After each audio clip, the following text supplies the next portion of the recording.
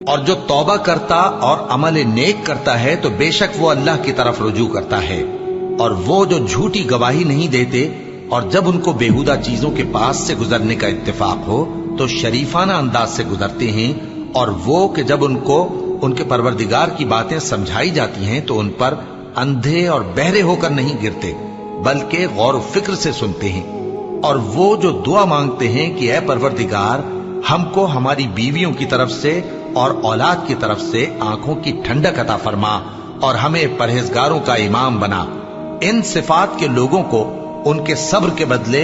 اونچے اونچے محل دیے جائیں گے، اور وہاں فرشتے ان سے دعا و سلام کے ساتھ ملاقات کریں گے،